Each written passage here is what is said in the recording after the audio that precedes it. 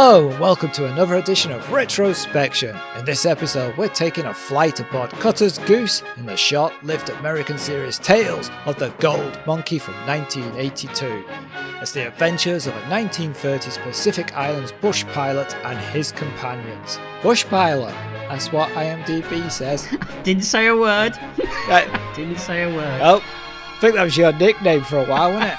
You were known as the bush pilot. I've no idea what you're talking about. Never saw one. That's what was weird. Did you? Bushless. Should have called you the bushless pilot. I've seen plenty of bushes in my time, don't you worry. And I've even pruned a few. Yeah. Oh yeah, shrubbery lover. Yeah, absolutely. Yes. My name's Colin, and I don't fight well when I don't know what I'm fighting for or who. That is a good line. And I'm Paul, and yes is rough, and no is rough. What's your dog impressions now? You do dog impressions? I do all kinds of animals. That's new. That's new. So, the show stars Stephen Collins as Jake Cutter, Jeff McKay as Corky, Caitlin O'Heaney as Sarah Stickney White, Marta DeBoy, not sure how we're pronouncing it, as Princess Koji, John Calvin as Reverend Willie Ten Boom, John Fujioka as Todo, and Ron Moody as Bon Chance Louie, but in the series, it's played by Roddy McDowall. I can see why. I can see why they made the change. Why? Well, not great. Don't like him. I have nothing against Ron Moody at all. I like Ron Moody, but I think he's completely wrong on quite a few levels in this. I think. Let's put it this way: he makes our French stereotypes that we do sometimes. It makes them sound authentic. I see your point. Well, talking of stereotypes, we also have an appearance by John Hillerman as Monocle. Monocle, yes. And that is the way that I've referred to him through the whole of my notes as well. So. That's how he's listed in IMDb. Yeah, that's why I wrote him as Monocle. But I think Cutter calls him Fritz most of the time, doesn't he? Well, I don't think that's his actual name. No, I understand it's a racial slur, Colin. I am aware of that, yes. Oh, okay. And the music is by Pete Carpenter and Mike Post. Yeah, well, when you get into the credits, we'll talk about the music. I've got something to say about that. Okay, so this is a Donald P. Belisario created show. Apparently it's not based on what I always thought it was based upon, which is the Indiana Jones series, Raiders of the Lost Ark. It's based on the film Only Angels Have Wings, or at least they've taken ideas from it. Yeah, but this wouldn't exist if it wasn't for Raiders of the Lost Ark, I don't think. Have you seen the film? I may well have done, but I can't remember. You'd have to remind me. Cary Grant film about South American freighter pilots. Yes, and he flies a plane similar to this, doesn't he? Yes, I have seen it, yes. Yeah, they fly seaplanes. It's a good film. Not just a good film, it's an excellent film. It may well be based on that a little bit, but what I'm saying is that this would not exist if it wasn't for Raiders of the Lost Ark. I don't remember people clamouring to make these kind of movies in the early 1980s or the late 70s before Raiders of the Lost Ark came about. Do you? Yeah, I agree. No, I agree, because he'd been trying to make it previously and then suddenly the channel or studio decided to go ahead with it. Yeah, exactly. And this isn't the only film of this kind of thing. We also had Bring 'Em Back Alive. Yes, the was he mustachioed and he wore a helmet? I can't remember what the helmet's called. A pith helmet. One, yes. Yeah, it was Bruce Boxleitner playing an actual who he did live. He was a person who brought animals back for zoos and things like that. Now, did you watch that as well? Yeah. Yes, I did. But my memory is that I preferred this one rather than the Bring 'Em Back Alive. But I've never seen that one since that time. So. I think I dipped into Bring 'Em Back Alive, but I was more Tales of the Gold Monkey as well. Bring 'Em Back Alive was on ITV in the UK, wasn't it? And Tales of the Gold Monkey was on the BBC. Oh, now you're testing me. I'm sure it was prime time BBC One when it was on, early 80s. Right. And for some reason, do you remember we had that conversation about you always felt that stuff on the BBC felt classier than the stuff on ITV? Even though I know that they were both American shows, Tales of the Gold Monkey always felt classier than than Bring 'Em Back Alive. In my mind, Bring 'Em Back Alive has a problem in that even though he's humanely trapping animals, he's still trapping animals. Yeah. And I don't think. And this is going to be a controversial statement, which we won't go into, but I don't think Bruce Bottleneck is as charismatic as Stephen Collins is in this. Oh, okay. And we'll leave that statement there, shall we? Yeah, yes. I would. Let's not touch that. Look it up if you want to, listeners. Look it up. Yeah. Google Stephen Collins or not. Probably not. So this show was an inspiration for the Disney animated series Tailspin. Yes. Yeah, I can see that. Yeah. Yeah, absolutely. So what he's supposed to be, Jake Cotter anyway, he's supposed to be an ex-Flying Tigers pilot. Now, do we get into that in the series? Because I've only watched the pilot and I can't remember much about the rest of the series. In the series we do, but there's a problem with that because the Flying Tigers only operated from 1941 to 1942, and this show is set in 1938. Yeah, it's just on the cusp of World War II, isn't it, this episode? Which I have problems with too. All right. We'll get to that when the text appears. All right.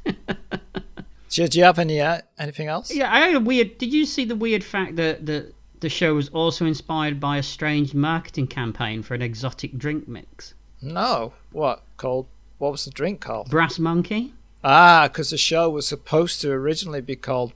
That's right. Brass Monkey. That's right, but they had to change it. Yeah, and the marketing campaign around Brass Monkey centered around a World War II fictional bar for smugglers and spies in Singapore. It's a great idea for a show. Oh, it is, definitely. Yeah, there's a lot to run with it, but I'm not sure. I believe that it's one of those facts that you see online, and I'm not sure I believe it. But did you read the stuff about the dog that they used in the show? No, tell me about the dog. I like the dog. I like the dog. He's in many ways he's one of the best things in it. He was an actual stray dog that was wearing an eye patch when they found him. Oh. Which is why he's so comfortable with the eye patch on. Oh, it's one of those rags to riches stories. It is. I wonder if he carried on working after the show was cancelled. Maybe bit parts here and there. Mm-hmm.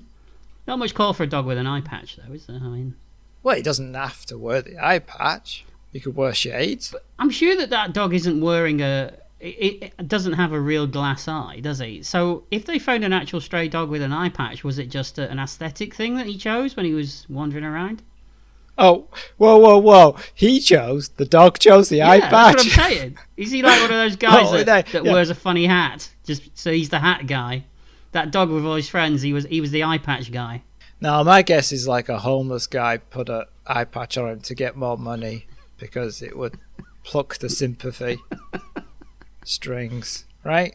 That's got to be what it is, right? I don't know. I like the idea that he chose I'm pretty sure the dog didn't choose the eye patch. I'd love it to be true. Let's just say that. I'd love it to be true, though. Stock footage from this was used in quite a lot of other things as well.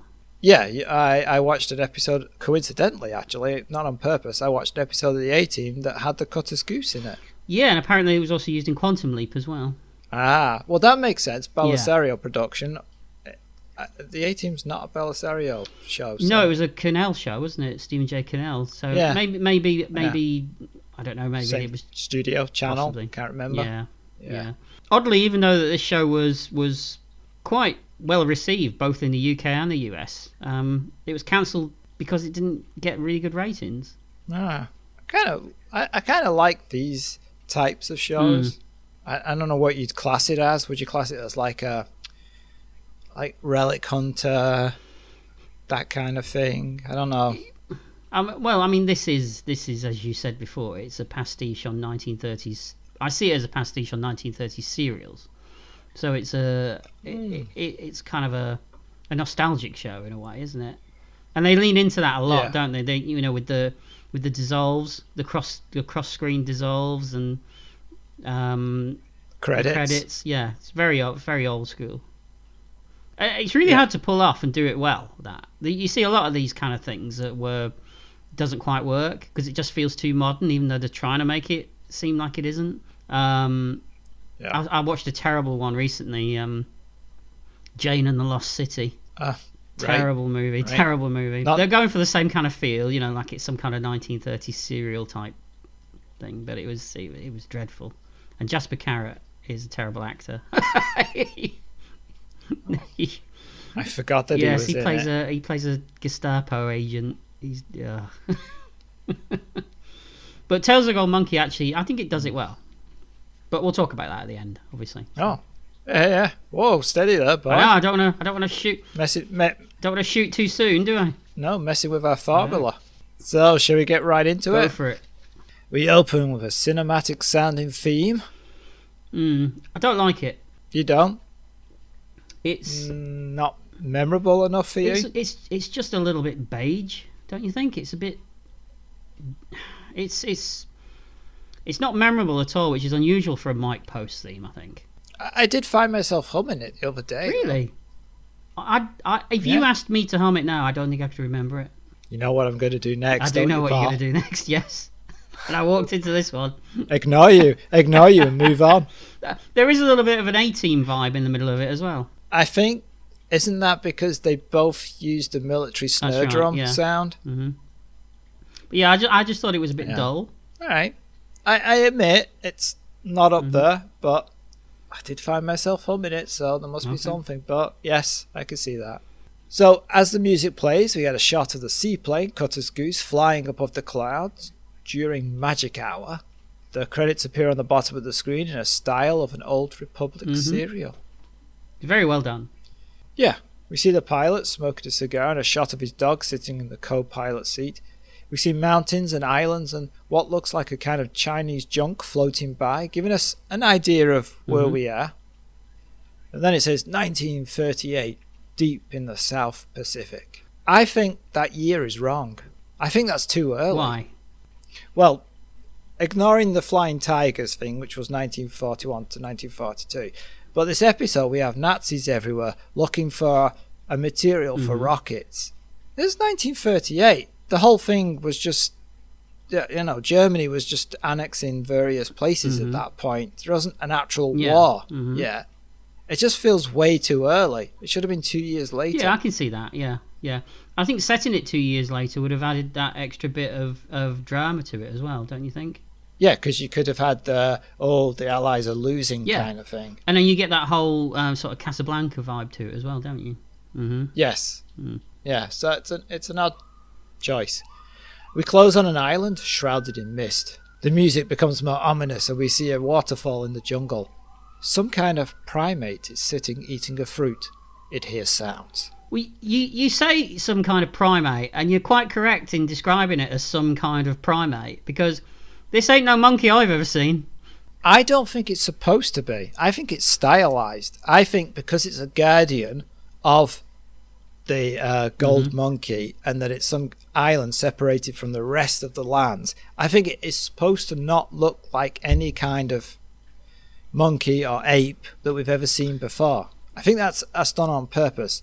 What doesn't help it, of course, is the costume quality. I was just about to say that when we first see the monkey from a distance on top of that cliff eating his fruit, they definitely look more impressive further away than they do when they're running directly into the camera as we see them later. Yeah, they remind me of the suit that was used in the Not the 9 O'Clock News sketch. Yes, with Rowan Atkinson.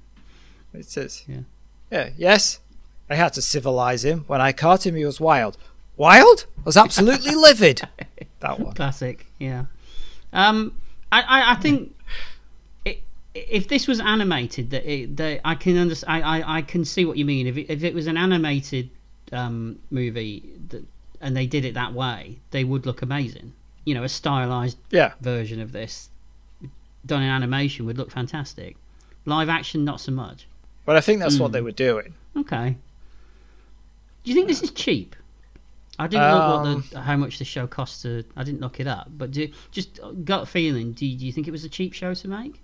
I think they cut corners, but I think it was expensive in other areas.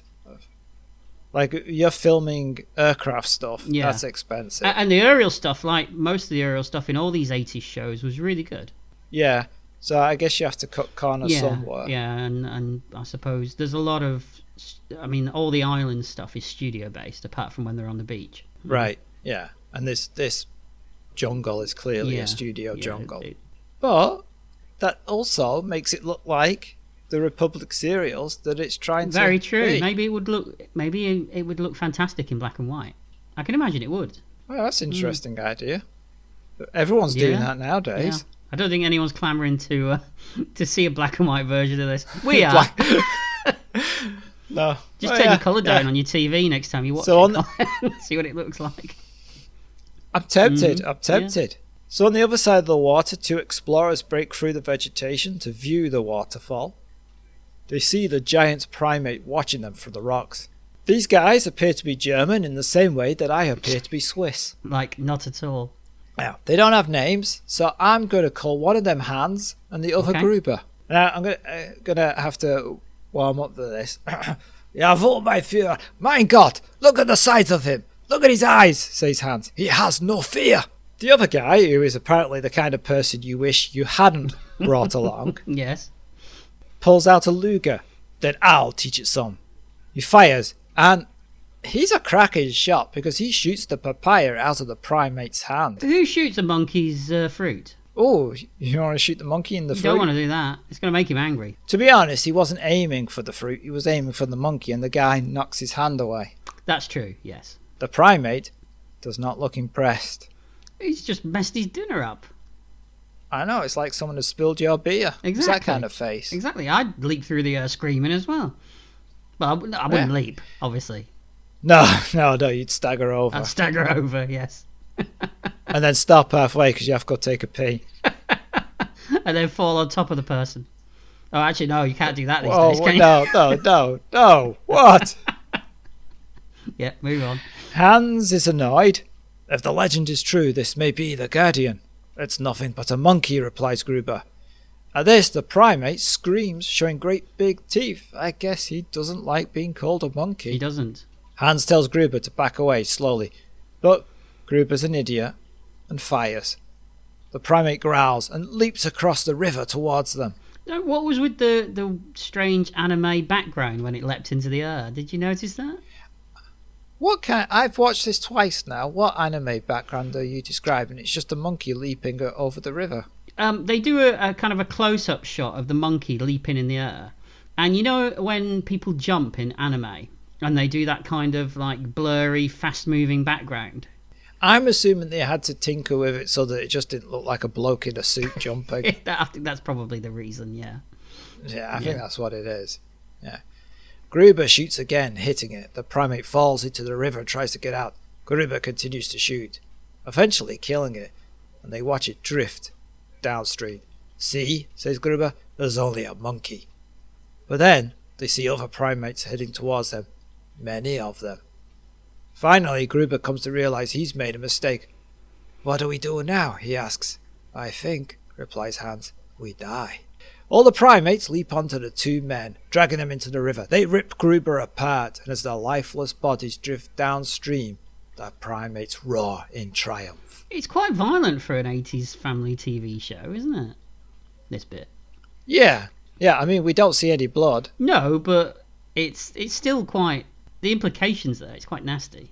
Yeah, I mean, it's a good opening, right? Yeah, it is, yeah. If I was 10 years old watching this, I'd be like, whoa, monkeys, ripping people apart. Yeah, and I think we were, weren't we? Probably, yeah. We cut to Jake Cotter smoking a cigar and playing cards at a bar. It's hot and humid. The sounds of flies can be heard. His opponents are a German officer in full uniform who is known as Monocle, played by John Hilleman from Magnum P.I. Yeah, it's Higgins. Yeah, not the last Magnum person we will see. No, not at all. There's even a character later on that's named after... that a character in Quantum Leap's named after as well, isn't there? Yes, there is, yeah. And there's another well-dressed card player. Cutter seems a bit uneasy. The stakes are high. That's why short butchers are no use, pal, because the stakes are too high. $50 American. Are you sure you want to do this? Cotter asks his dog, who barks in response. The other players glance at each other as if Cotter is nuts. Okay, but you remember, this was your idea. He takes an eye patch out and puts it over the dog's head. He then lays what looks like a glass eye on the table, but it's opal with a sapphire centre. Mm-hmm. The other players examine the eye, and it is what Cotter says it is. One player, a one-armed sailor, so he folds his hand. Monocle doesn't. He lays money on the table and calls. 3 beautiful ladies, smirks Cotter smugly. We cut to Jack, which is the name of the dog, walking down the pier away from Cotter. Cotter is yelling at him. What are you blaming me for? I asked if you wanted to bet your eye.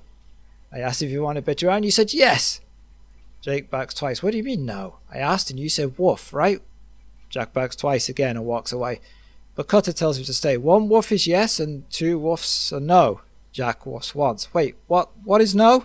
Jack woofs once, then walks away. Cotter yells after Jack, switching signals on me. You want everybody to think I lost your eye again? Well, it won't work. So he's obviously lost this eye quite a few times then. Sounds like it, right? You got to say that the interplay between Cutter and the dog is fantastic. This dog's excellent. It is good. Yeah. You think though he'd stop playing cards? He's clearly not very good at it. He's not very good at a lot of things, really, is he, Cutter? As we see later on, he's quite rubbish at most things. Oh, you'd show me the points where he's rubbish. All right, okay, I will do. All right. Jack walks past 2 people arguing, surrounded by their cargo. Remember, Jack's a dog. Sam and Sarah. Sam is forcing himself on Sarah, but she's trying to push him away, saying it's too hot.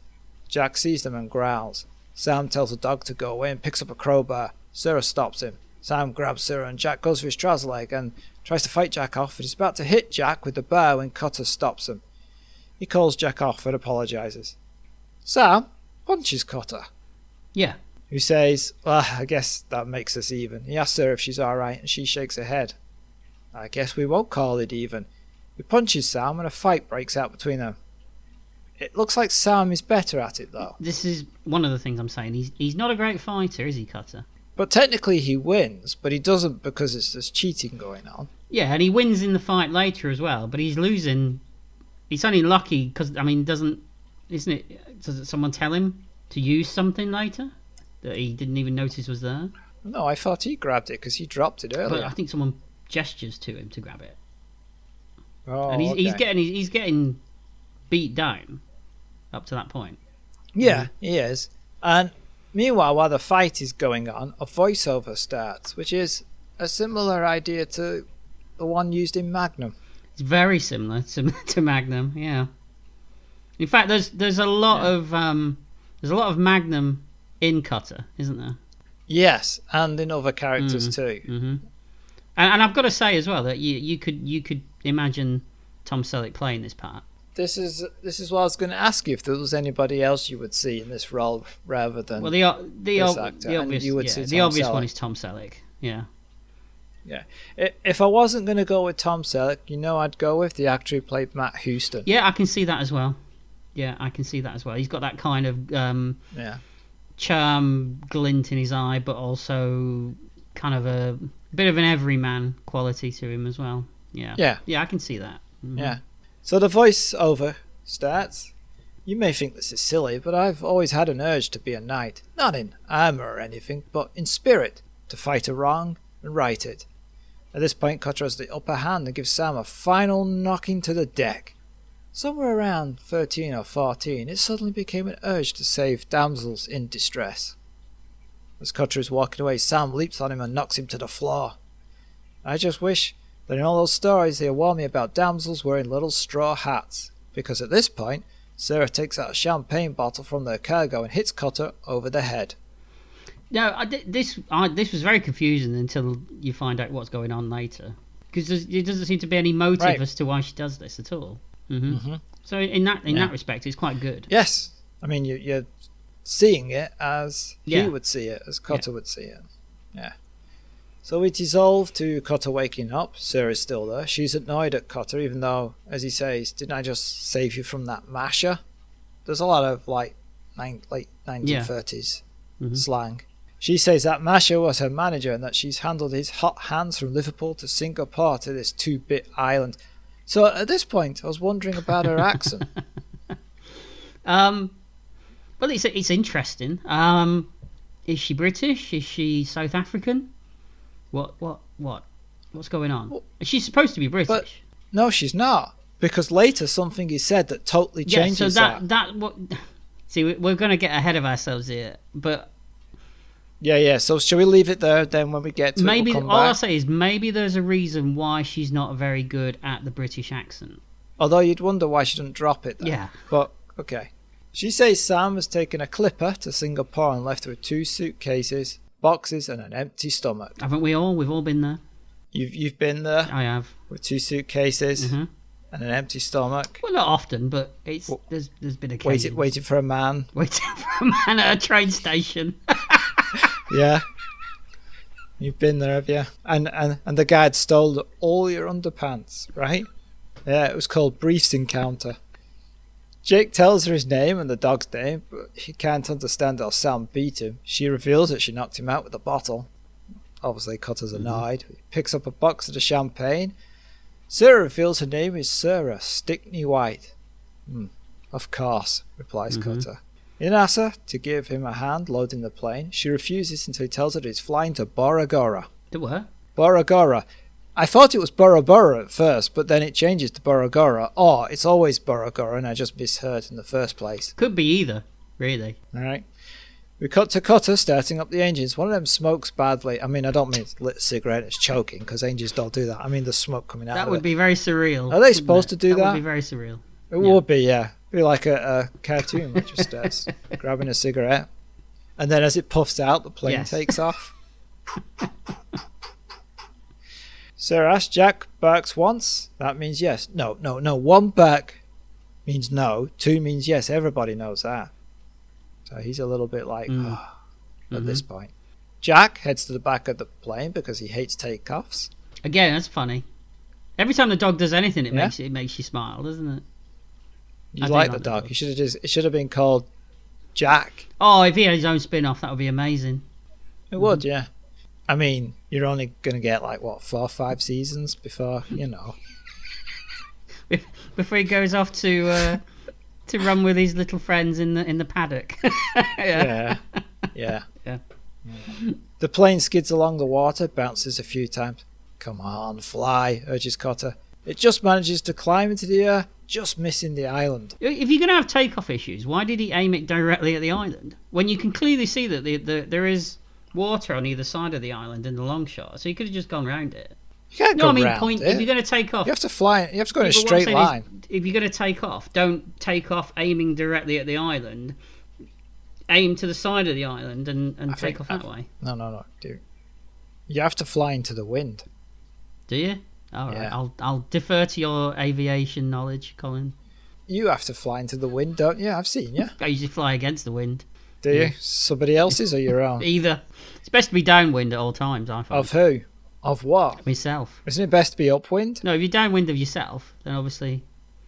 Can't you be downwind of yourself? No, how can you be downwind of yourself? It's coming from behind you. You can't be behind yourself, can you? No, I suppose you can't. No. All right.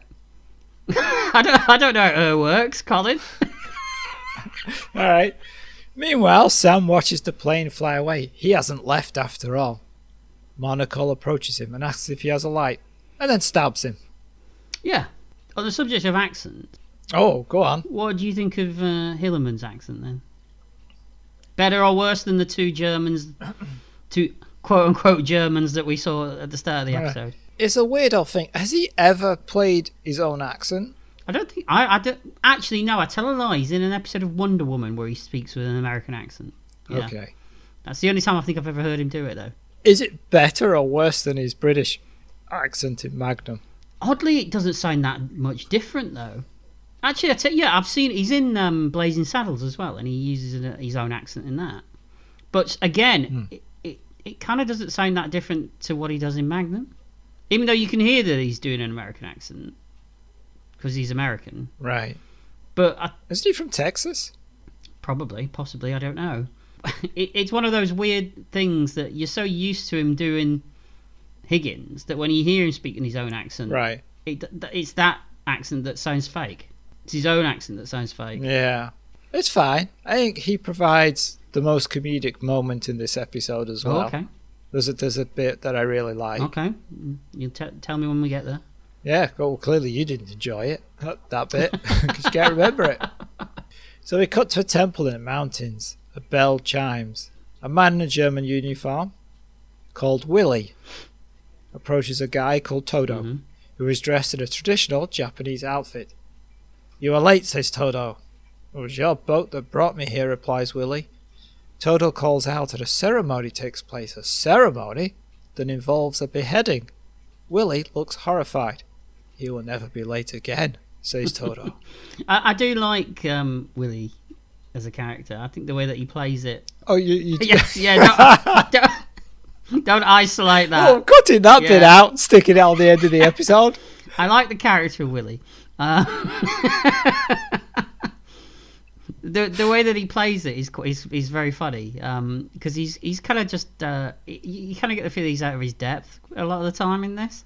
Right. Because you're so used to you're seeing the evil German character in things like the Indiana Jones stuff done with the very sinister, and they're always lurking around. This guy doesn't know what he's doing half the time, I don't think. No, but yeah, that's true. So we see a snake rearing up, hissing, and a man waving at it. I don't mean he's going like, "Hello!" I mean like he's doing like almost martial arts movements, you know, controlling his breathing, waiting for a moment. Willie enters and, might rephrase that. The officer enters and sees a beautiful woman. Her name is Princess Koji. Now, this actress played Magnum's wife in Magnum P.I. Oh, fantastic. She's also in an episode of Star Trek The Next Generation as well. She plays the devil woman. Devil's Due. That's the one. But you get a Princess Adela vibe from her. Do you know what? I was just looking at a note, and I actually wrote, the Princess and Todo remind me a lot of Princess Amidala and Killer Kane in Buck Rogers. Even the costumes, right? Yeah, because they have those weird samurai warrior type costumes, don't they? And they use those helmets, don't they, in Buck Rogers? Yeah. Yeah.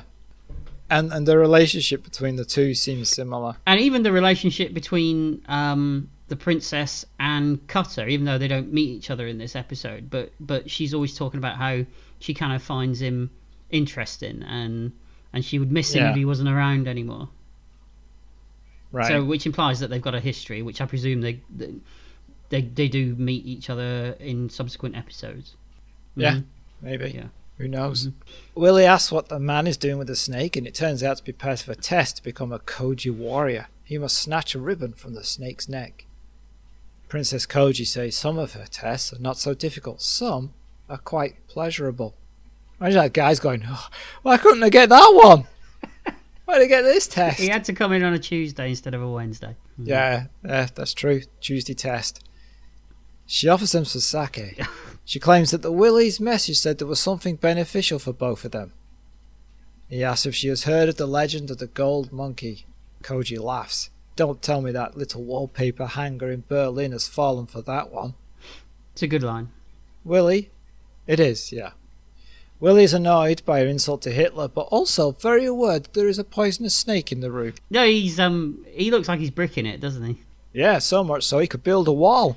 She knows of the legend that there is a golden statue as big as a house in the mountains, guarded by giant monkeys, and a Zulu tribe, and the Ark of the Covenant. Yeah, it's funny they got that one in there.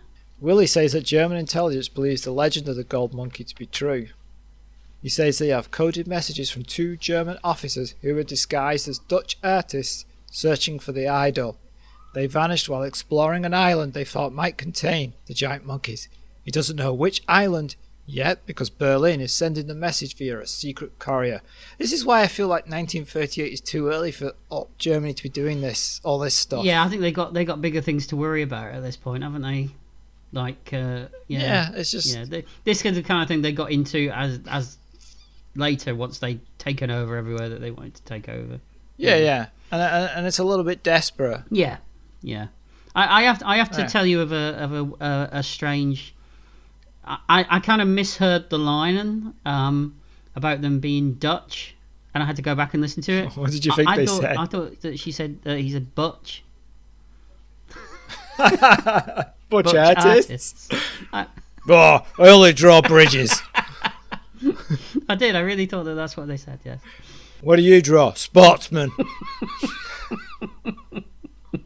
Koji says that she has always considered Willie to not be the fool. She says if she finds the statue, she'll keep it. Willie says the Führer will pay her 5 times what it's worth because the statue can withstand the heat of a volcano. Legend says that the monks that created it 1,000 years ago blended a mixture of metals that can withstand heat, and Germany needs such an alloy for rockets. If the gold monkey does not exist, Germany will pay Koji 1 million Reichsmarks for their trouble. She agrees to the deal. At this point, the warrior makes his move to grab the ribbon, but he's too slow. The snake bites him, and he's dragged out.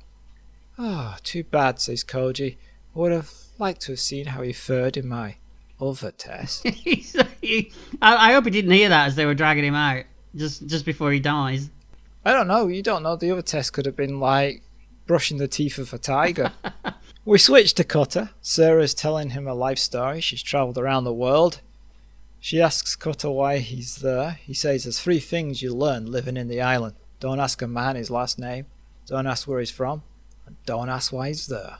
He asks how she's going to get a ride on the Clipper with just $5. She says Sam will have cooled off by then. But Cutter says Sam won't make the Clipper because it's 2 days to Borogora and the Clipper leaves in the morning. The next one isn't for 2 weeks. She doesn't know what to do for 2 weeks with no money. Cutter says he doesn't know how well she could sing, but she's a redhead and she's American. Yes, that is true. He does say that, yes. Maybe he's hearing something that we're not hearing. Yeah, an American accent? Because I'm not hearing it. Possibly. No, neither am I. No. Which is strange because this actress is American, yes. isn't she? Okay. So I don't know what's going on here. It's very strange. Do you think there was a change that was made at some point? Yeah, maybe. You know, and they didn't adjust things in the episode to match. It's possible. Or at one point I was like, well, maybe they're going for a Katharine Hepburn thing because she has a weird an accent that's kind of transatlantic, right? In a lot of films. Could be. But I don't know. Could be. He says he can get her a job singing in the Monkey Bar. A friend of his named Louis runs it. Again, this is kind of like Rick's place in Magnum. He asks her to fasten a seatbelt as they head into a storm. Lightning strikes. Jack heads to the back of the plane. We get another narration here. So, these narrations, I always thought Magnum's narrations were present tense, but these ones seem to be past tense. Yes, it's like he's telling the story years later to somebody. Yeah, because he says, despite her tough outer shell, or perhaps because of it, I knew that Sarah Stickney White was putting on a brave front. Under it all, she was just a frightened little girl. One of the plane's engines stops. Then the port engine quit, and with her in the cockpit was a frightened little boy. I love when he looks around as well. It would be funny if the dog was strapping on the only parachute, wouldn't it? It's just, maybe he had his own parachute with like a picture of a bone on it. Yeah, that would be good.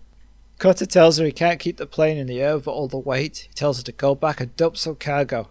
She opens the door as the plane plummets, and she starts pushing items out, but the plane continues to dive.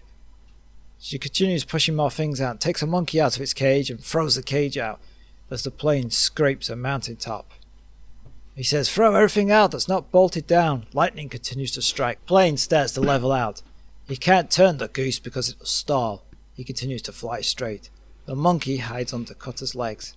We cut to a man waiting at the dock. This is Corky, Cutter's mechanic. He's talking to himself as he waits for Cutter to arrive, and Corky's worried because they're late. Back in the plane, Cutter manages to bring it down with one engine, idles to the dock. Corky watches and grabs the ropes when it's close enough. Corky sees that Jack has lost his eye again and nags Jack about the engines because he knew the starboard carburetor would never hold. Sarah appears. She offers to buy Corky a beer. Corky likes her. You like anybody who buys a beer, says Cutter. That's familiar, Paul, right? I have no idea what you're talking about. Again. Yeah, alright. He does. Thank you. Did you see the guest appearance of the boom mic as she was getting out of the top of the aircraft? Oh, I didn't. I missed that. Yeah. Blinking you'll miss him, but he made a guest appearance. I'm usually pretty good at seeing that kind of thing. Yeah. I must have been so engrossed. It is a second and you'll miss it, but it pops in and then pops back out again. Oh, don't want that happening, do you? Cutter points out that he's working on the port engine, and Cookie realises that the starboard carburetor did hold. Sarah asks for a hand of her luggage. Cutter's annoyed that she didn't throw it out earlier because, he asked her to and they almost died. Now we cut to the monkey bar. Jack runs in and Louis gives him a bowl of beer. He's got a bar tab. He's got a bar tab, hasn't he, as we find out? No, Corky's got the bar tab. I thought Jack had the bar tab. No, Corky's got it because he's the alcoholic. I'm sure he mentions that Jack's got one as well. Why would Jack have one? Well, he's drinking beer. He's not asking for it, though. The bar guy's giving it to him. You get paid for beer that the actual owner of the bar gives you free. Yeah, but is it free, though? I mean, Cutter has to pay for it, obviously. Why? He's not asking for it. If I came to your house and you gave me a beer and then you went, that'll be £5, mate. I'd be like, well, I didn't ask for this beer. Why you charge me for beer I've not asked for? Well, by that implication, if I said to you, if you came to my house and I said, do you want a beer? And you said yes, then I could charge you afterwards. Yeah, but the dog's not answering. The dog's not going, yeah. Ruff, ruff, ruff, ruff. Oh, hang on. He yeses and nos with his ruffing, doesn't he? I'm not buying this. Two things I'm learning. This doesn't make sense, and I'm not drinking a beer at your place again in case you charge me. I didn't charge you last time, Colin. I bet it's gone in a book somewhere. No. So Ron Moody's French accent then. What do you think of this one? It travels. It's not so much the accent as the overall everything else about the character that screams. Thank you. That screams stereotypical Frenchman. There's a lot of Zoot laws. Yeah, I mean, he couldn't be any more French if he had a string of onions around his neck. He's kind of an hello Frenchman, isn't he? Yeah, I see what you mean. Yeah. Or maybe French people were more French in the 30s. Is that how it works? Yeah. Further back you go, you get more whatever stereotype you want. So Corky asks for 2 beers and introduces Louis to Sarah.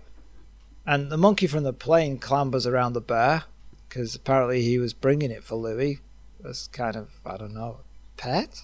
Like mascot for the bar because it's called the monkey bar. Yeah, and he's got statues of monkeys all across the top of the bar, hasn't he? Yeah, that's true. Yeah, so... All right. Meanwhile, there's a suspicious character waiting. Cutter enters the bar carrying an engine piece and the man approaches him. Corky suddenly remembers what he had to tell Cutter, but before he can say it, the man punches Cutter and he drops the engine part. Corky says, guess what? That's Bobby's husband. I thought it was very good of that stuntman to take Cutter's punch like that as well. It was brave of him, right? It's very generous. It was, yes, that he stepped in at that moment there. Don't you wish you had that? Oh, absolutely. I'd never do anything. You'd be insulting everybody left, right and centre, and then just as they're about to punch you, you'd be like, oh, hold on 1 second. Paul 2! And he'd come in and go, yeah, what's up? Could you take this for me? Yeah, sure. And then they just punch him. Thank you. I wouldn't just use him for the violent stuff. I'd be sending him to work. Oh, no. He can only do violence. That's just cheating. It's not a stunt double if he's just like doing what you do at work, which is put your feet up and twiddle your thumbs. Well, I could fall off the chair. That could happen. In fact, that has happened, so, yeah. What? Wait, you fell off a chair? I may have fallen off a chair, yes. How? Let's not go into it too much. But it involved leaning back too far and falling off a chair. Oh. More than once. Okay. Oh, wait. So you didn't learn after the first... How old are you? Well, you don't know whether... anything could happen, couldn't it? Did you... Yeah, that's why you don't do it. Did you think the centre of gravity has shifted since the first time you'd done it? It was a different chair.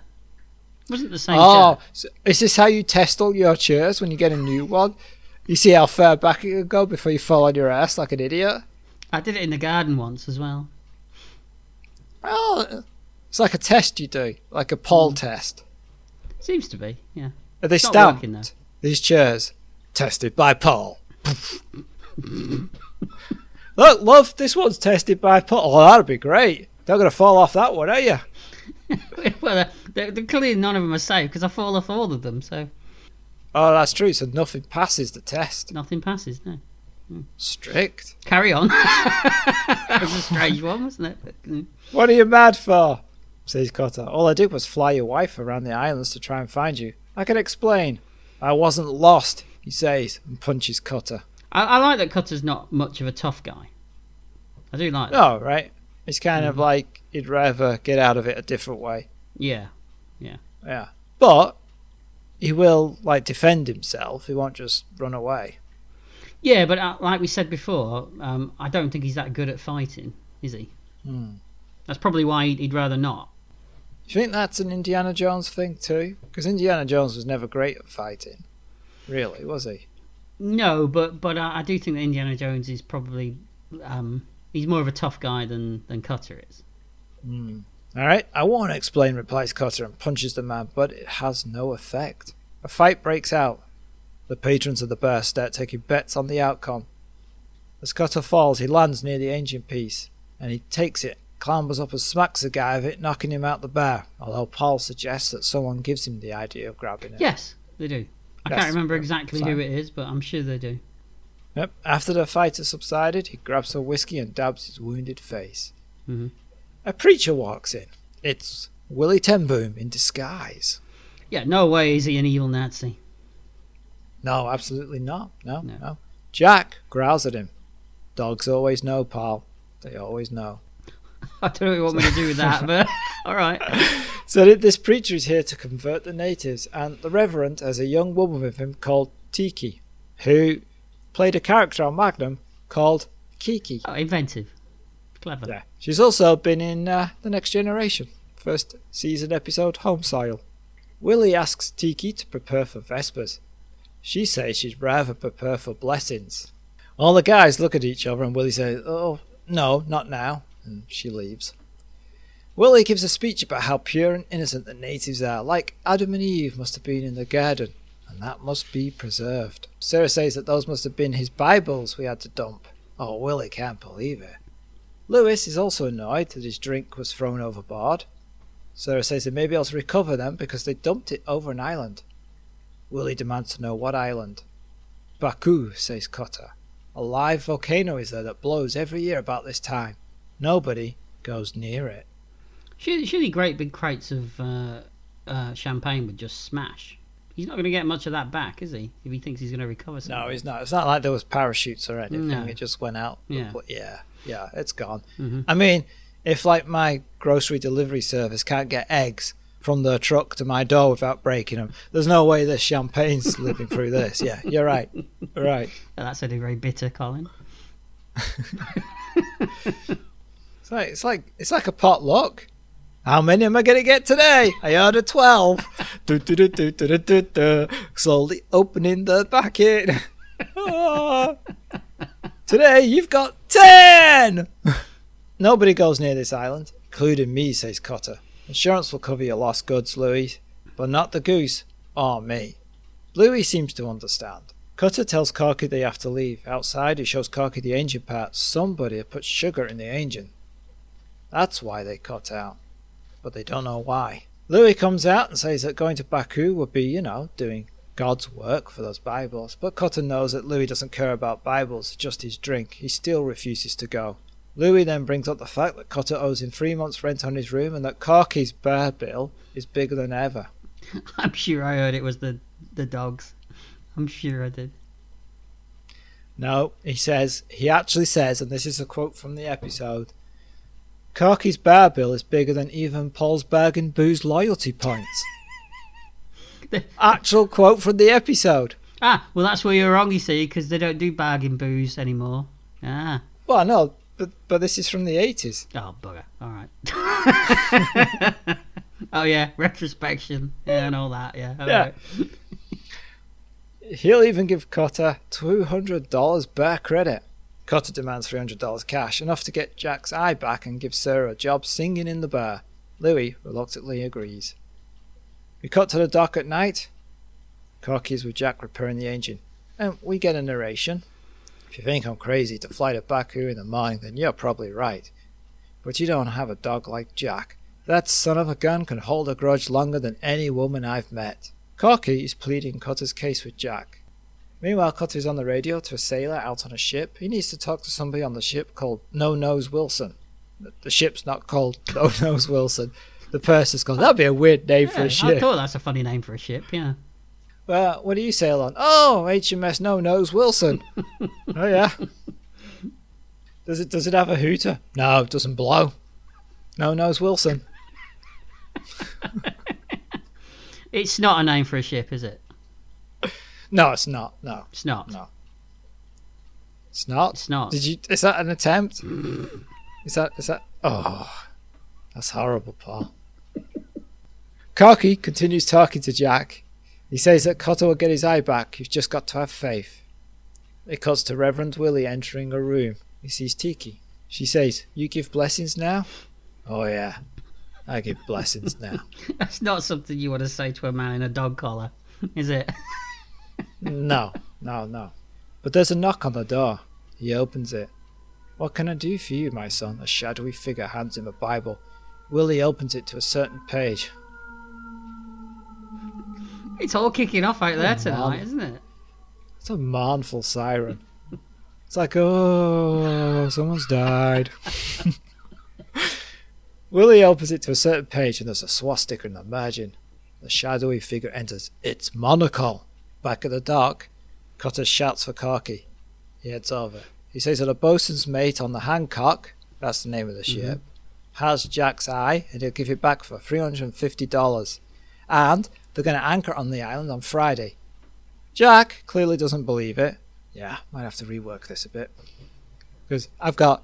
Jack clearly doesn't believe it. He tells Corky that he's going to check the maps. I don't think Jack does do that. This dog's super intelligent. He's checking maps now. No wonder the net can't find where they're going. Fucking dog's doing the maps. He's like, oh, Jack, I see you've done them. Why are the maps? Oh, the maps are just from tree to tree. That's how he plans his routes. It would work in this show, though, I think. I guess he was. What if Jack's doing all the mapping? Yeah, just pointing at things and going rough. Yeah. So Jack clearly doesn't believe it because the dog just walks off. Cotter tells Corky that he's going to check the maps. And does he want anything? Yeah, a couple of beers. But Cotter gives him a look. And Corky sheepishly says, I know. But Cotter cheers him up. But I remember that he picked up some American chocolate and hands it to him. Oh, Corky hasn't had any American chocolate since they flew some nuns to a leper colony. Now that's an episode you want to see. It is. They went to the leper colony and then Corky went to pieces. Oh. Do you think they were sexy nuns? Well, they weren't sexy lepers, were they? So no, are they sexy nuns? I think you're going out on a limb with this joke. It's all right to do leper jokes, right? I think it's passable. Is that okay? I think it's passable in this day and age. Yeah. All right. Yeah. Okay. I mean, they still exist. They still have leprosy. What are you looking at me like that for? Yes, they do. Yes. Sorry. Okay. I'm not a doctor. You Go know. to ask. I know. I've never examined you, Colin. I've never. That's good. Yes. No. Cotter asks if Jack is coming, but Jack ignores him. Cotter leaves and Corky says that Jack could be really unfair. Jack, the dog, I should point out, because it gets confusing, feeling guilty, runs after Cotter. Now, we're back with Monocle and Willie.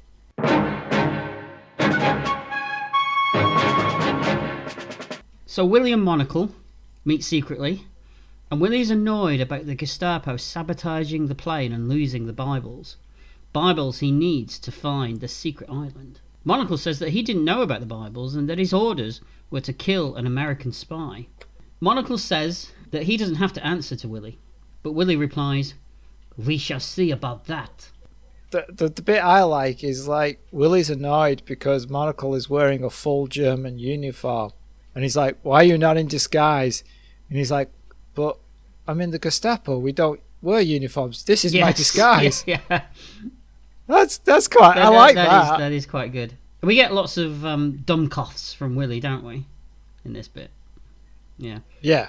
And then, as you say, he he asks him why he's wearing a naval uniform, and he tells him that we don't have uniforms, like you say. Yeah. I'm sure Gestapos do have uniforms, though, don't they? It's only because he's a spy. Wasn't the Gestapo the secret police? They're the ones that wore the black ones, aren't they, with the armbands?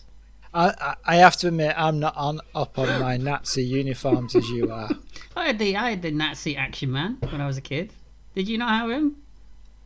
Oddly, no. I had the Gestapo officer Action Man uniform when I was a child. Oh no, granted it was a strange one, yes, but a Gestapo action figure. No, it wasn't a Gestapo action figure. It was a Gestapo uniform. You just said it was. That's why you described it. It was a uniform that you could put onto your Action Man. What did you do? Just have it interrogating poor, terrified civilians? I think I used to reenact a scene from. Oh God! No, a scene. No. This could be dodgy. No, it wasn't Schindler's List. I think I used to reenact a scene from Where Eagles Dare, actually. Oh, all right. That's safer than what I thought you was going to go with. I'm sure it was. I mean, to my childish mind at the time, a Gestapo officer was just a comedic German from Raiders of the Lost Ark. Yeah, I suppose so. Mm-hmm. When he gets onto his radio to Berlin, and we get a look at his quarters. Now, he's either the worst spy in the world, or he just never has visitors. As not only does he keep his uniform just hanging on a hook in the corner, but he has a huge portrait of Adolf Hitler on the wall. Ah, but this is not like in his. This is a secret room. Yeah, but it's taking a risk, isn't it? Yeah, but it's like your secret room has posters of male models everywhere. It's just the same kind of thing. No, superheroes, Colin, superheroes. I did like the gag when Monocles takes off his hat right in front of the portrait of Hitler, and they look exactly alike. Yeah. Yeah. Quite a funny this is the most comedic scene in the whole episode. Is this what you're talking about? Yeah, this is like, and of course it's his scene. Yeah. So I didn't miss it then. Cutter is on the veranda arguing with Jack, the dog. Cutter goes to open the door to his room, but Jack's growl warns him that someone could be inside. Cutter presses his back to the wall and nudges the door open with his foot, gesturing to Jack to, you go in first.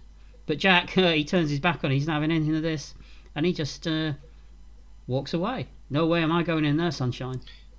I get the feeling that if you and I were ever on a robbery, that would be the situation where I'd be like, yeah, you go in, and you just go, nah, and walk off. I think it would be the other way around, Colin, don't you think?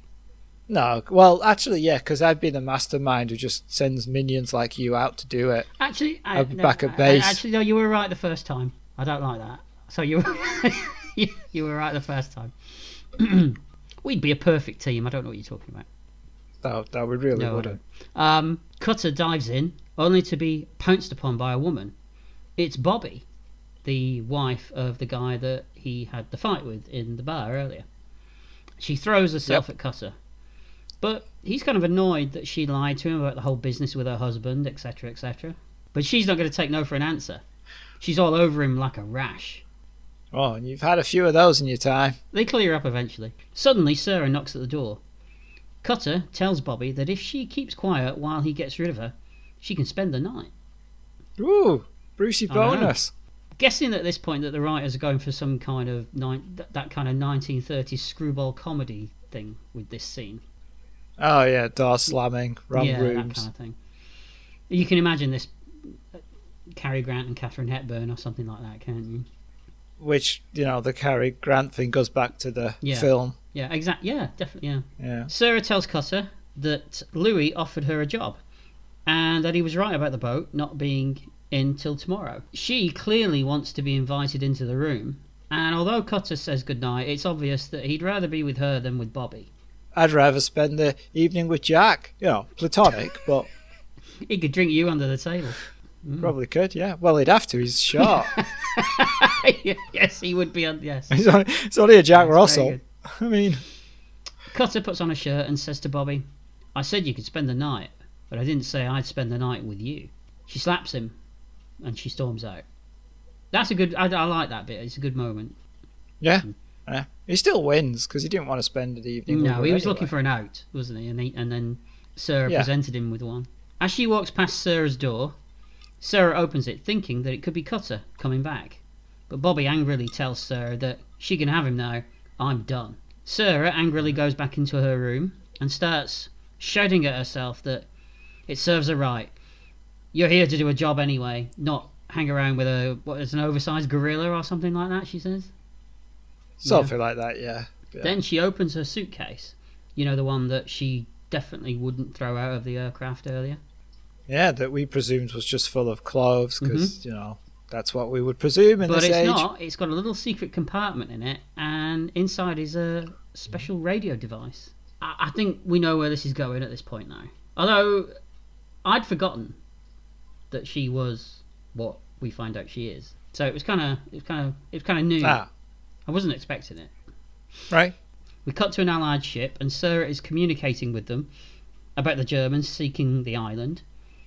And Cutter's voiceover explains that, although he didn't know it at the time, Sarah was an American agent. American agent, as you say. Yeah.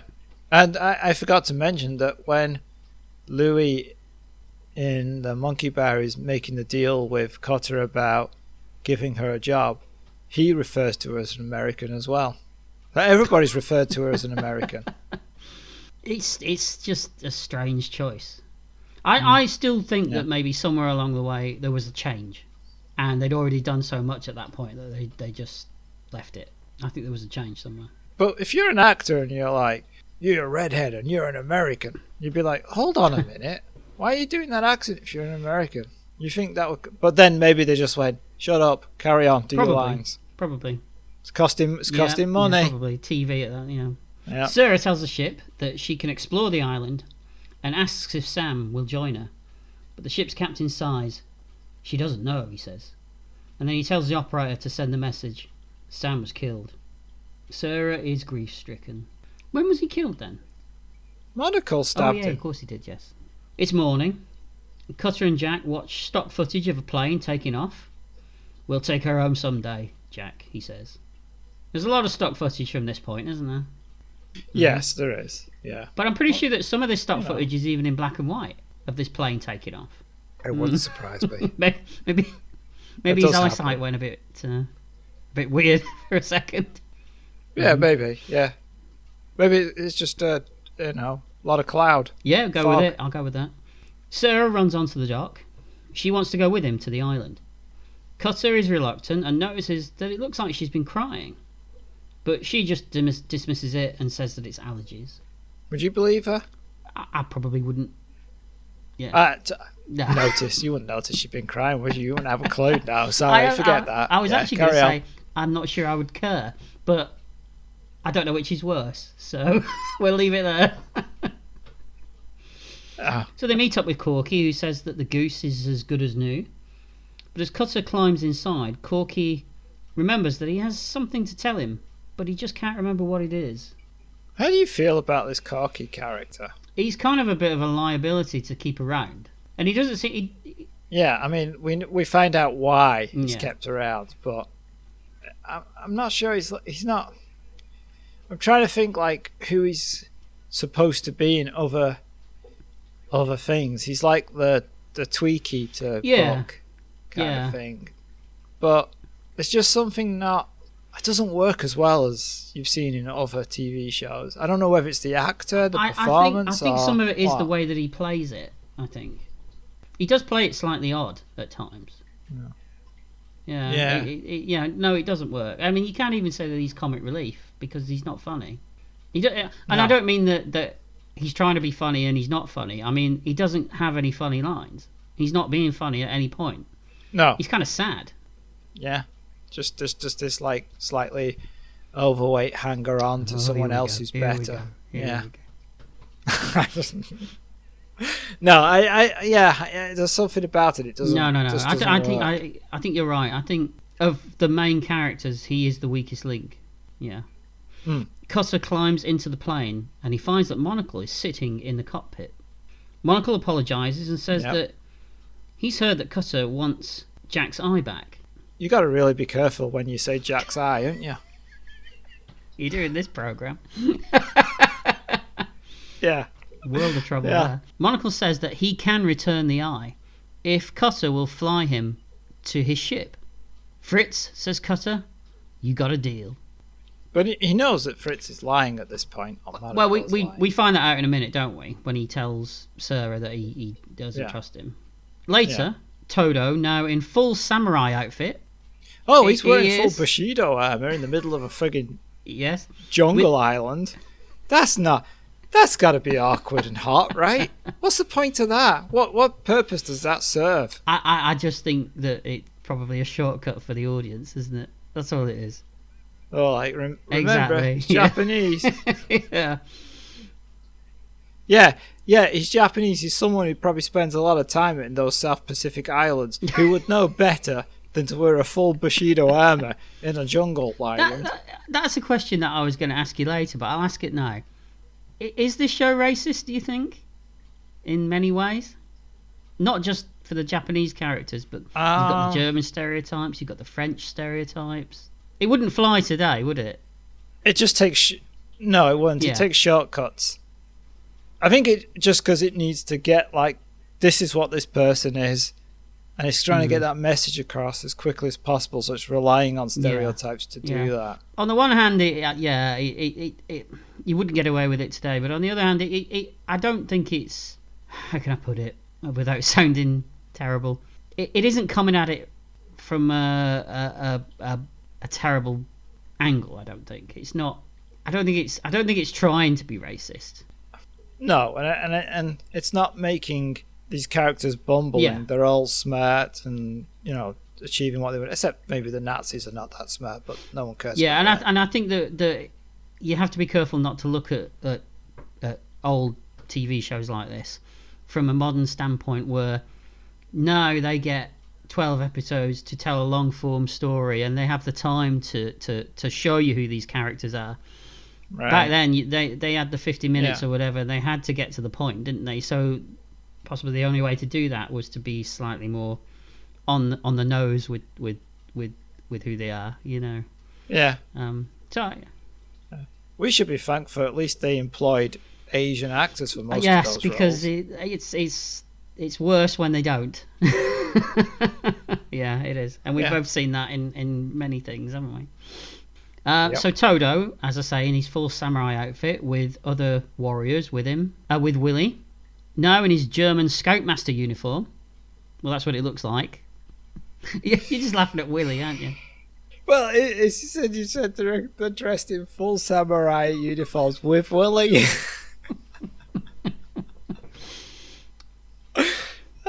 It's just like the Willie's got a samurai uniform as well. Just a little sword. Yeah. Yeah. They're all out on a ship looking for the island. I need to grow up. That's Not what at we're all. saying. Here, Not right? at all. I'm sure our listeners wouldn't want you to, right. Colin. The princess says that it better be out here, as she's grown quite fond of Jake Cutter. Again, shades of Buck and Idala. Willie says that Monocle is supposed to get Cutter to fly around, just keeping him away from the island, and admits that he too has grown quite fond of having Cutter around, even if, as he suspects, he's the American agent. So everybody thinks that Cutter's the American agent at this point. How would that be possible? He's so, useless. I know. It could be an act, though. Yeah, that'd be an amazing act. That's like Oscar-winning performance. An Oscar-winning performance, oddly, is something that Stephen Collins will never see. No. Again, Google it if you're interested or not. They sail towards the island, and Todo teases Willie. Go on, get it out of your system. Go on. Go on, carry on. He's like working with Beavis and Butthead. Rolled into one. Yeah. Teases Willie about when he got me laughing now. Teases Willie about when the volcano could erupt. Cutter is flying Monocle towards the island of Baku, with Sarah, Corky, and Jack in tow. Oh. They're on the airplane. They're not hanging off a cable at the back. For some reason, when you said Jack in tow, it was so close to Krakatoa and volcanoes that my mind just went at an angle then for a weird reason. Well, it's understandable in this. And by the way, if you do tease a Will, it does make a volcano erupt. Just point that out. Thank you for the public Eruption. information service there. Yes, thank you. You're welcome. Corky keeps getting on Cutter's nerves as he keeps fiddling with the controls. Yeah, because The aircraft. he hasn't had a drink for ages, so he's nervous and shaky and agitated. He's, I don't know what that is like. Well, you wouldn't. You have to stop drinking. Cutter shouts at Corky and sends him back into the plane, much to Sarah's disgust. So she thinks that he's just been nasty to Corky, doesn't she? Yeah, it's annoying because she doesn't know the backstory to their relationship or how it works, and she's just seeing it from that one section. Yeah, she's making judgments. Yeah. This was the moment when I realised that Corky was an alcoholic. Oh, okay. This was the moment. I just presume, and I think some of it goes to, as we said, the weird performance that the actor's giving. Right. I thought maybe he had I just thought maybe he had mental problems, or because he's always forgetting things as well, isn't he? So, Yeah. And then I realised he's an alcoholic. So there you go. Sarah argues with Cutter about Bobby being in his room, and Cutter tells her that he thinks that she's jealous. Suddenly, Cutter asks for a makeup mirror, and he fixes it to the panel in front of him on the dashboard. Yeah. Is that what it is? Yeah. I don't know. Cockpit, yeah. Yeah. So that he can watch Monocle back in the plane. He confesses to Sarah that he isn't flying Monocle where he wanted him to go.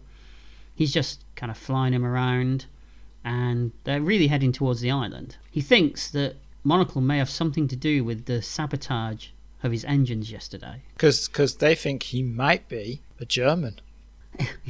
He might be. Might be, yeah. Yeah, some clues. Isn't though I know he's wearing a German uniform though, isn't he? I know it's not a Gestapo uniform because it's obviously, as you said, it's a disguise, but it is a German naval commander's uniform, isn't it? Yeah, but it's 1938. And there's no war. Well, America's certainly not in it. Yeah. But in 38, the war hadn't started anyway, so... Well, they'd towards the end of 38, they'd started annexing. Yeah, there was a little bit of Argy-Bargy going on, wasn't there? Yeah. And yes, I did just... Just described World War II as a bit of an Argy-Bargy. Cutter thinks that he's figured out that Sarah is the spy, and that pretty soon Monocle will realise he's double-crossed him. I don't fight well, Sarah, he admits, especially when I don't know what I'm fighting for, or who. It's a good line. Mm-hmm. Yeah, I like it. Toto, meanwhile, is hacking his way through the plastic foliage on the island with his katana. Yeah. I said katana, you see. Highlander's always useful for something. It is, that's true. Yes, taught you many of things. He did. Willie and the princess are with him as well. Although I have to say, that ponytail and trench coat look that you tried to rock in the 90s, wasn't a good idea. I think you're probably right, actually. Suddenly they hear a strange cry from the forest. These islands are filled with strange animals that no one has ever seen, says the princess. That is not a word of a lie. It's not. Suddenly one of Toto's samurai warriors comes running from the trees. He's carrying one of the Bibles. But Willie's distraught that Genesis has disappeared from the book. It's been torn out. Oh no, what's Phil Collins going to do now? He'll have to move on to his solo stuff. Yeah, oh, that's okay. Apparently, the illustration of the Garden of Eden in the chapter is a painting made by one of the missing soldiers from the island. We must find one of the Bibles in order to find the island of the monkeys, squeaks Willie. You got to say, this is a very long-winded way of passing messages to each other. Just radio each other. It's nice. If you'd called them and gone, oh, you know that island? Monkeys there. You'd be like, oh, got it. Yeah. Job done. Job done, yeah. How was he? What? I mean, so was every single Bible? Did every single one of these Bibles have the same illustration? Is that what he's saying? I don't know. I'm not sure how this works. It did confuse me. Yeah, it is a bit strange. No, we don't, exclaims Toto. As suddenly, monkeys, and again I use the word very loosely, jump from the trees. Oh, you should use the word loosely because they don't like being called monkeys. They don't. They jump from the trees and they attack them. And this is where we get lots and lots of shots of monkeys running directly into the camera. Yeah, they don't like cameramen either. They seem not to, no. Dave Attenborough wouldn't be welcome on this island, would he? Did you just call him Dave Attenborough? Dave Attenborough, you know. That's how I've got him on my I phone. didn't know you. Dave. Oh, really? To the rest of us, it's Sir David Attenborough, but to you, it's Dave. Yeah, Dave. All right, Dave. Are you sure you've been calling the right Dave? Well, when I asked him about the strange monkeys on this island, he didn't know anything about them, I have to say. I wonder why. Yeah, maybe it's wrong. Yeah. They fight off the monkeys with guns and incredibly blunt swords. Did you notice that? They were hitting the monkeys and leaving not a single mark on their bodies.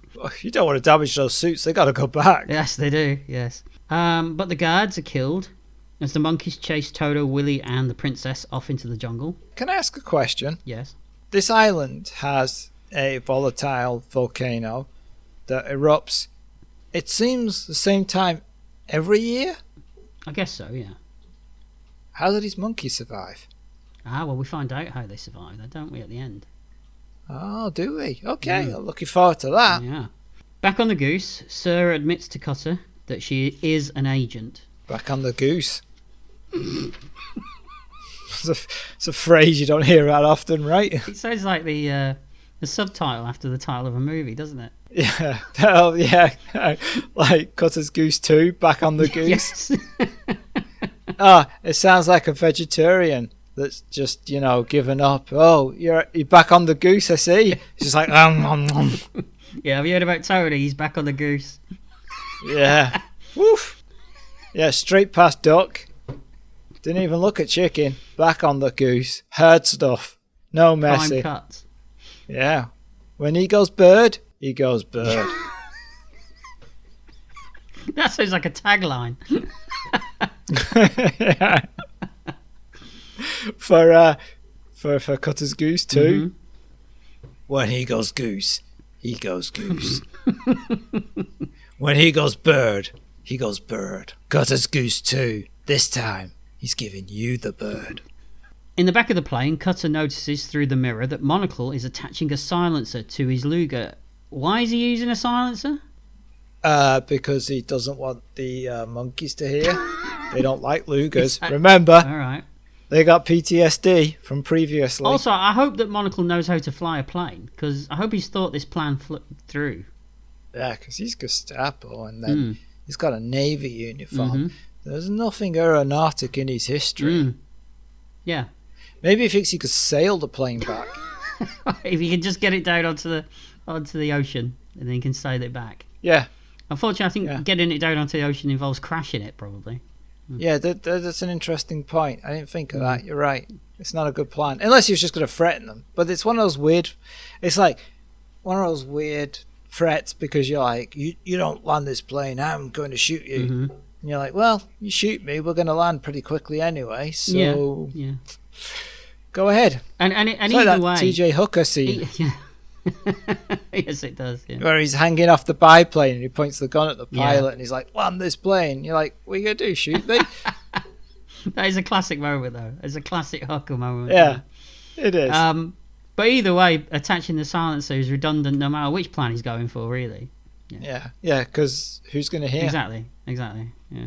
And if he's going to kill one, he's got to kill them all. If he's just going to threaten them with the gun, then he doesn't need to put the silencer on it, does he? Maybe he's just thoughtful because Jaxie is hypersensitive, so didn't want the loud bang to... Maybe he loves dogs. Could be, yeah. We know he doesn't later, don't we?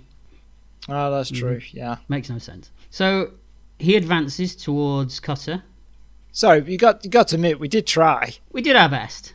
We did more... we really worked to try and make it... We worked harder on it than they did when they wrote it.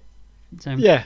So he advances towards Cutter, but Jack smells a rat, and he latches onto Monocle's leg. I mean, he bites it. It's not a rat. He bites it, not, the other thing that dogs do on legs. What, humps his leg? Also, he smells rat and then bites a leg. It's not a rat. That dog's not very good. It's supposed to be a terrier. Its job is getting rats. It would be. Yes, that is true. Very true. It's like, oh, is that a rat or a leg? I can't tell. He's only got one eye.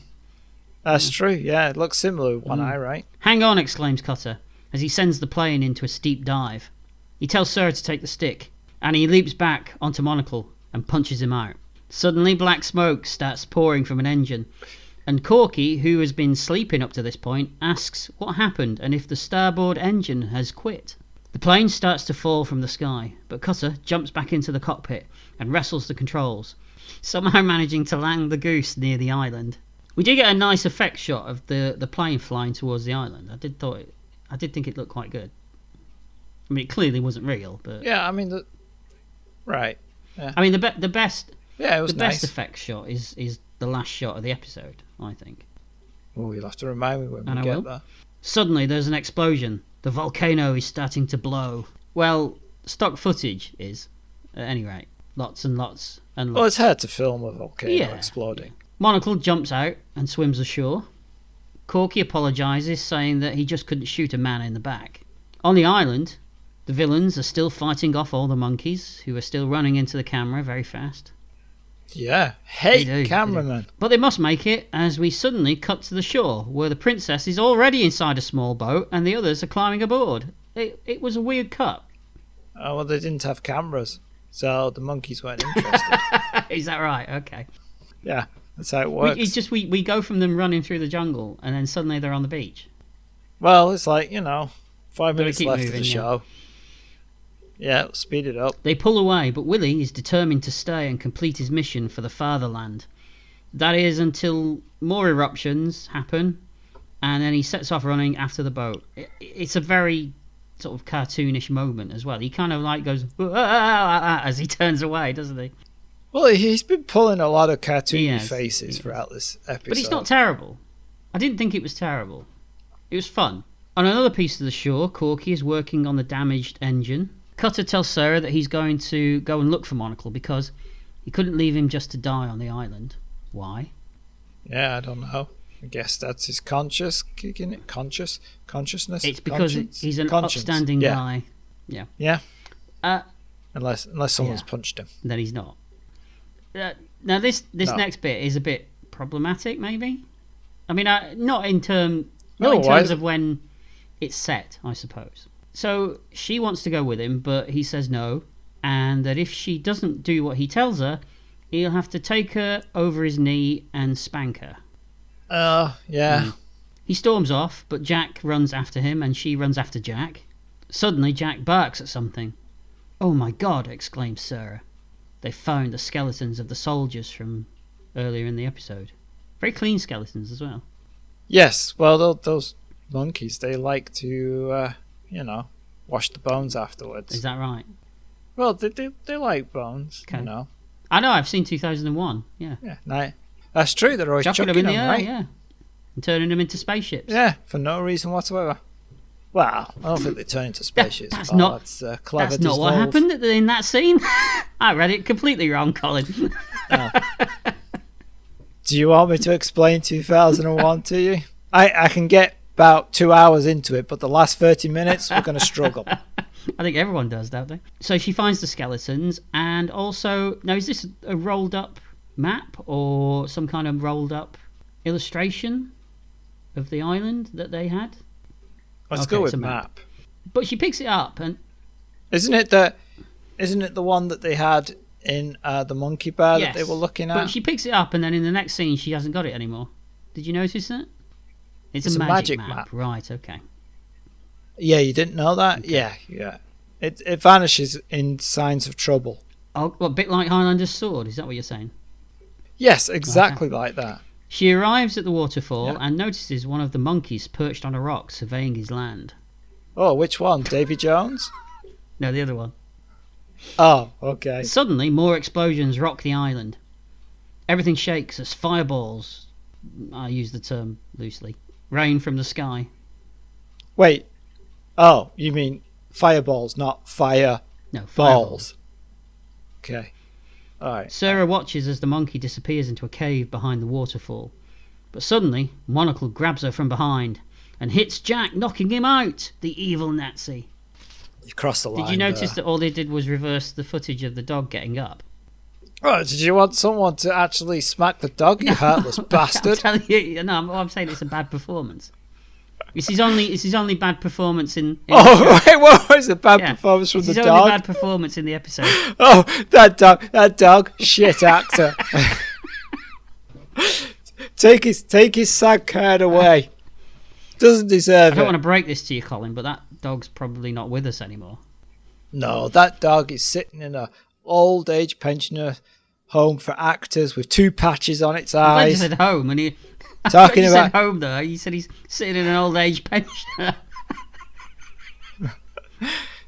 talking about the good old days when he was in Tales of the Gold Monkey, and now he almost made it for the role of Frasier, not the actual Frasier, but the dog in Frasier, because that'd be a huge leap.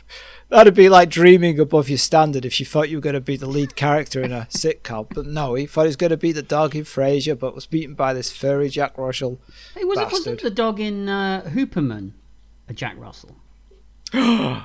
Wait, no, it's not going to be the same one though. Jack Russell seemed to be popular in They're very TV expressive shows. though, aren't they? Oh, it had a lot of range. Got a lot of range, a lot of dog range. Okay. All right. Okay. Can you do give me emotional. Give me upset. Give me distemper. I want to see distemper. Beautiful. And cut. Rough. Hey, they could do a period piece because they come with their own rough.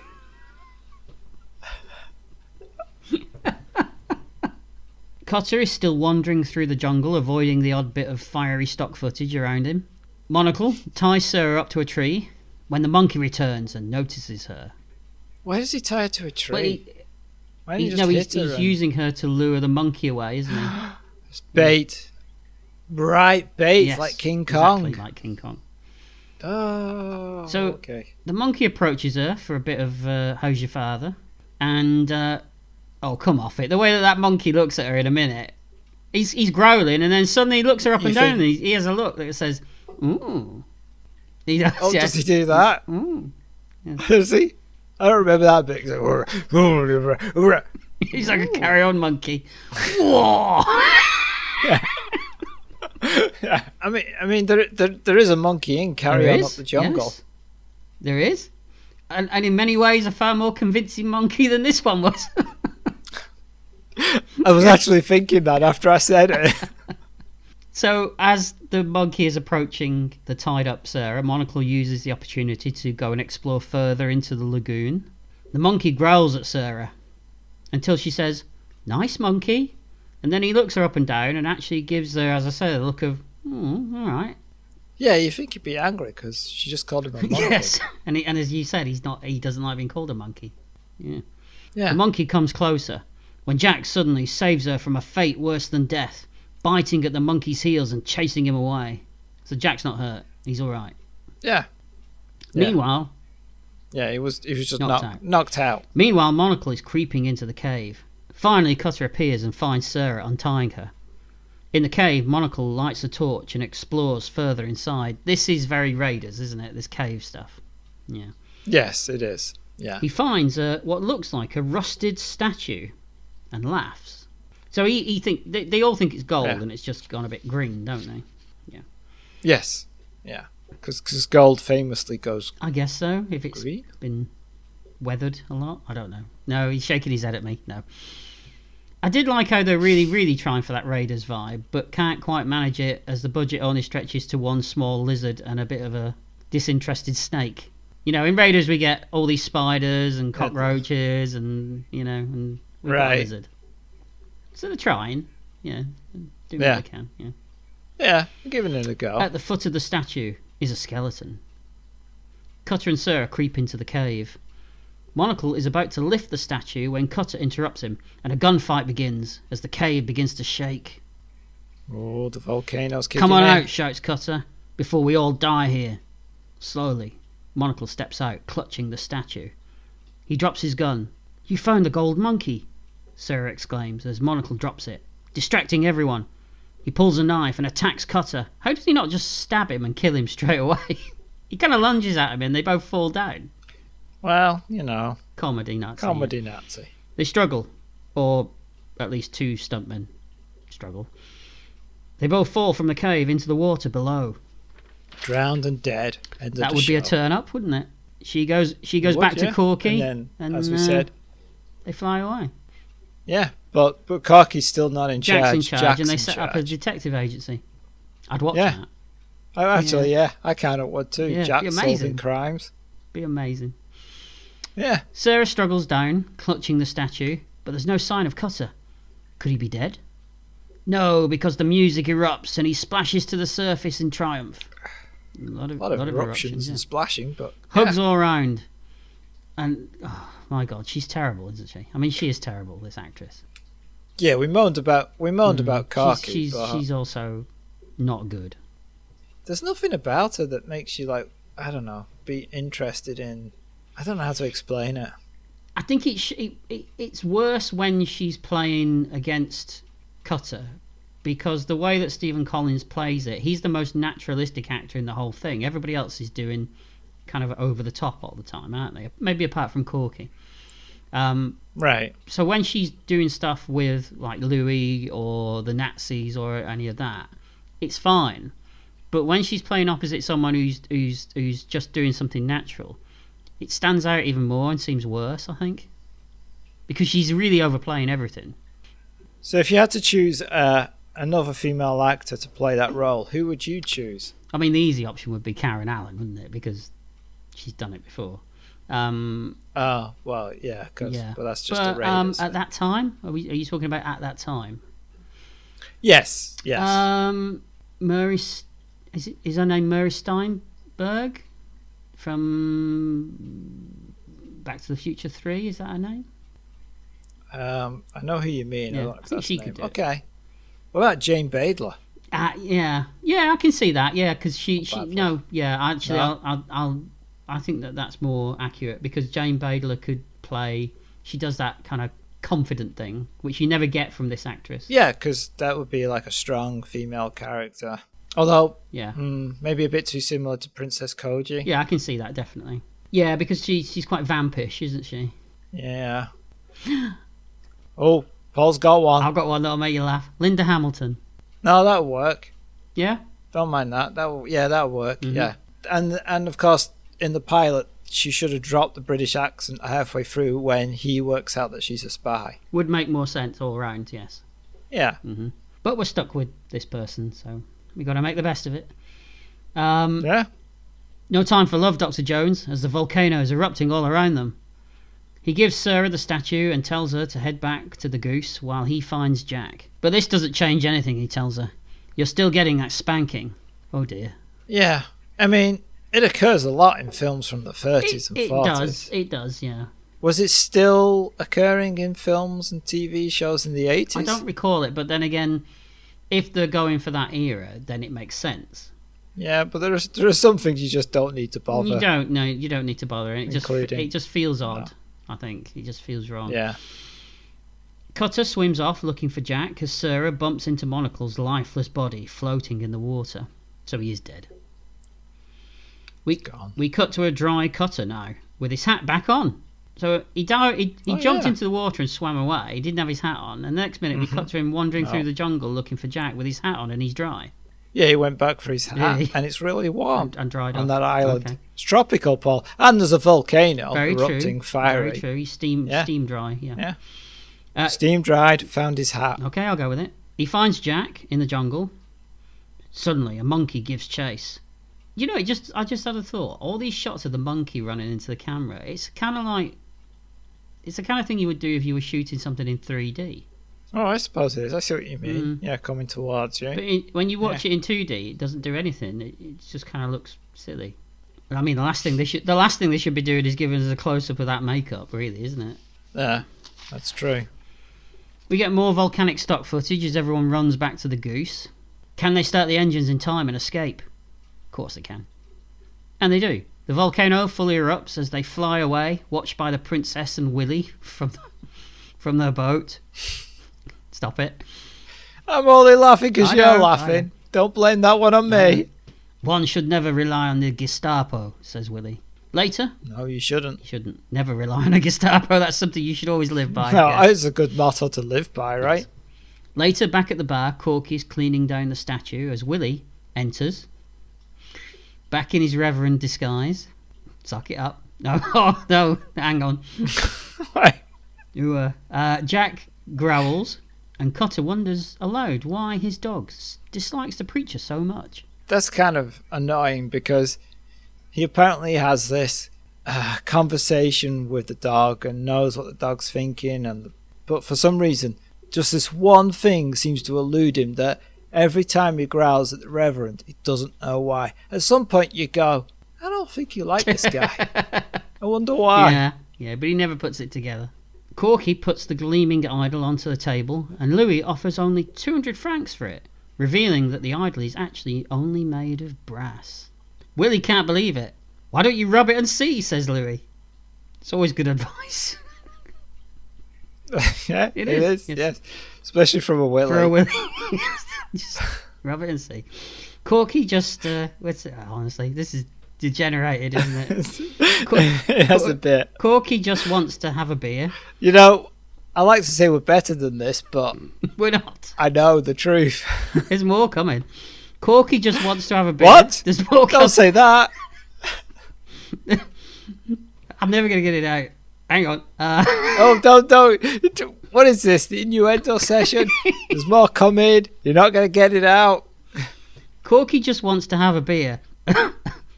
As Willie rubs on. Oh, you're not going to be able to do this, are you? Corky just wants to have a beer as Willie just rubs away. Sarah is crying about Sam having died over a worthless piece of brass. I get a feeling that a lot of boys are going to be dying over things like that. Not before too long, Cutter tells her. Not if I can help it, she says. That's some of the best dialogue in the whole episode. Oh, you like that bit? Yeah, because I think it's Okay. it's the most heartfelt thing that anyone said in the whole episode, I think. Oh, okay. And it works because we know what's coming down the line in terms of history. Right. Yeah. Willie admits that the statue is brass and leaves, sadly, to go and bless Tiki. Yep, bit more blessing. More blessing. Jack, meanwhile, is still annoyed at Cutter about his missing eye, but Cutter reassures him that he'll feel better once he retrieves the eye from the Hancock. Unfortunately, Louis explains, the Hancock has sailed for the Philippines already, on emergency orders. So he's not going to get his eye back. He's It's not. going to be a continuing theme. It is, and I presume it does. Jack is less than impressed as Cutter begs Jack to trust him. Rough, replies Jack. And as everyone's... That one for yes? Yeah. And as everyone smiles, we cut to Willie at his room, where Toto and the princess are waiting for him. He tells them that the monkey was actually brass, much to their amusement. Maybe we were all cuckoo to believe such a lesson, smiles Willie. Yeah, I do like the fact that they find it amusing. Yeah. Well, there's nothing else they can do at this point, is there? It's like, yeah, alright, yeah. It was just a daft idea. But we dissolve to the now extremely volcanic island, and there's a cave where the remaining monkeys sit. And we pull back, revealing an entrance shaped into the likeness of a monkey's face. A huge stone hand pointing outwards. There's more to the legend of the golden monkey. And this is the best shot of the best effect shot of the whole episode, I think. It really works. Right, this is what you mentioned earlier. Yeah. And that's the end of the pilot episode of Tales of the Gold Monkey. Of the what? Gold Monkey. I thought you said bald monkey Bald for a second there. Bald Monkey. I've been watching the wrong show. It's about a really confident ape. I should have been watching that. Just this ape strutting down the street. Confident ape. You're going, hey, I'm the ape. What are you? So, Colin, what did you think? It has all the ingredients of stuff I like. I like this 1930s.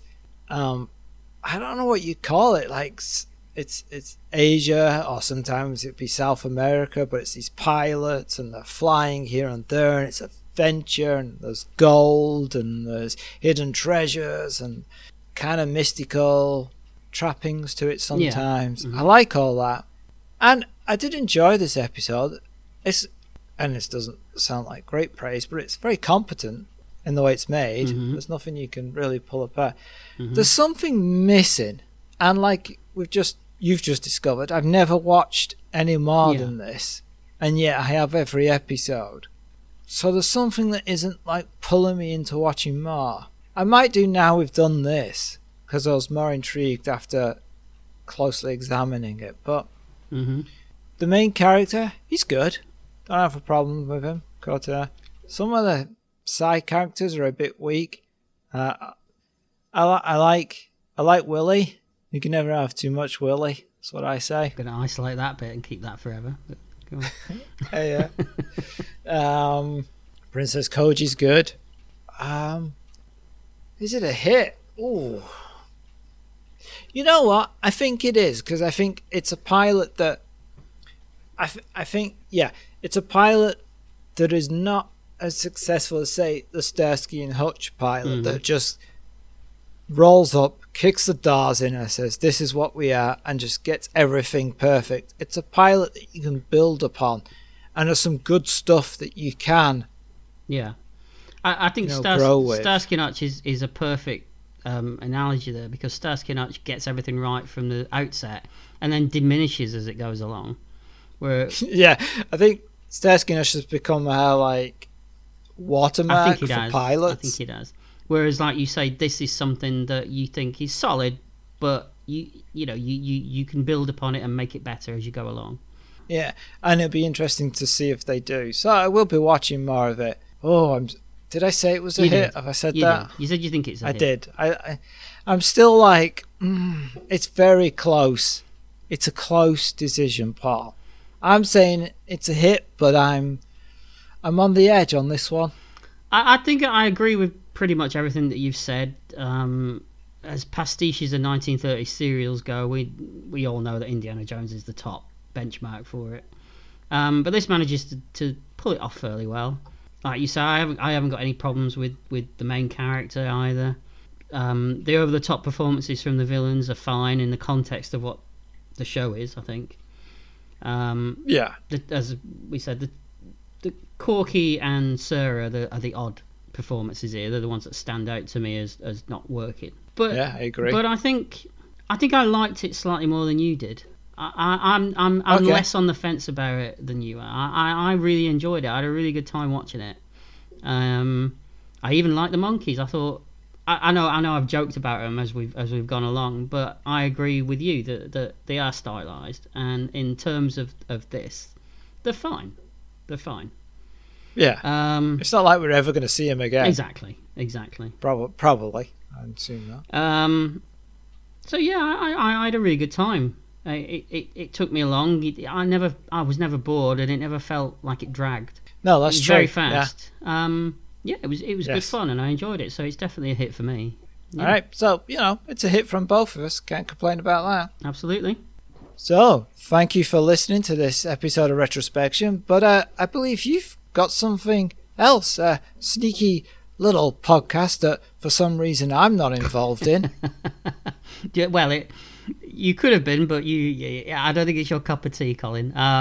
Yes, a little side project of a little rewatch podcast for Buffy the Vampire Slayer called Once More with Buffy, in which myself and my co-host Rachel will be discussing every single episode of every show connected to the Buffyverse. So if that's your thing, and you're interested in listening to two middle-aged people talking about stuff from the 90s, then that's your podcast. Sure, surely that's not our listeners. No comment. All right, well, that's good. And now listen to that. Is it first one uploaded already? Yeah, we've got an episode up now. Second episode should be with us in a week or two. And we're going to attempt to do every single episode of Buffy, Angel, and maybe the Buffy movie as well at some point in the future. Perfect. So for all those people who hate me, that's the excellent podcast to listen to. And all the people that hate me, just don't bother. Yeah, there you go. Meanwhile, the rest of you can rate us wherever you download this podcast, and thank you to our current Patreon supporters. And until next time, goodbye. Bye.